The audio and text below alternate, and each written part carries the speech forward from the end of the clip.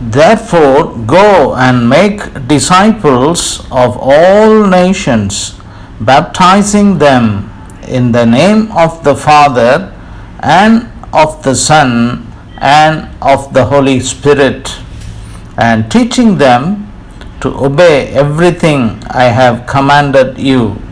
And surely I am with you always to the very end of the age. When someone is dying or leaving us, we pay close attention to his or her last words. Jesus left the disciples with some last words of instruction. God gave Jesus complete authority over heaven and earth. On the basis of his authority, Jesus told his disciples to go and make disciples as they preached, baptized, and taught.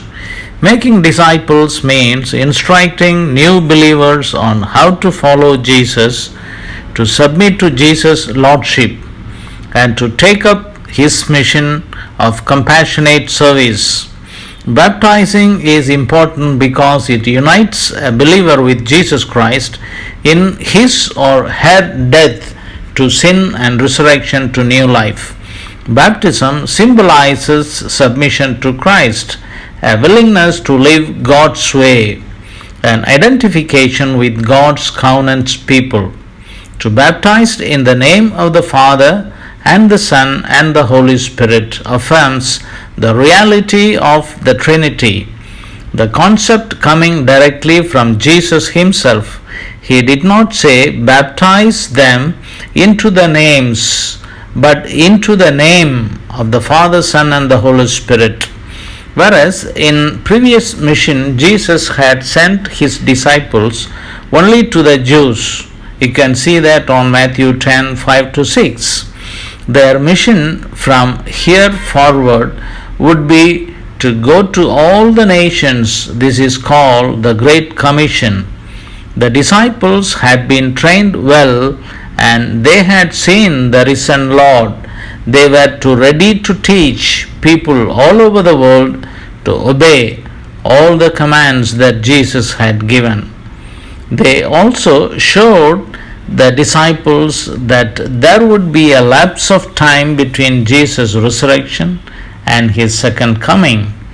During that time, Jesus' followers had a mission to go and mission to do: evangelize, baptize, and teach people about Jesus so that they in turn could do the same. The good news of the gospel was to go forth to all the nations, people group. With this same authority, Jesus still commands us to tell others the good news and make them disciples for the kingdom. We ought to go, whether it is next door or to another country, and make disciples. It is not an option but a command to all who call Jesus Lord. As we obey, we have comfort in the knowledge that Jesus is always with us. That is Emmanuel. This would occur through the Holy Spirit's presence in believers' life.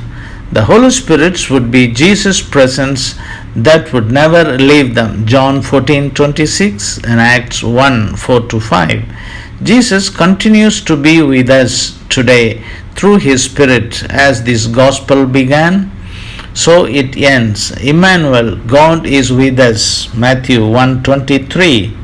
The Old Testament prophecies and genealogies in the book of Matthew present Jesus' credentials for being King of the world, not a military nor a political leader, as the disciples had originally hoped, but a spiritual king who can overcome all evil and rule in the hearts of every person.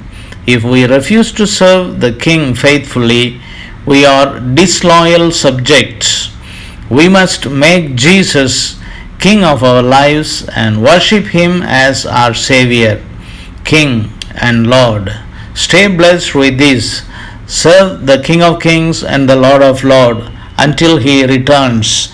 His coming is very close. The rapture may be at any time. There is no prophecy need to be fulfilled. So await for him faithfully for his return. That is the first phase of his Jesus returning. That is his second coming. Stay blessed with this.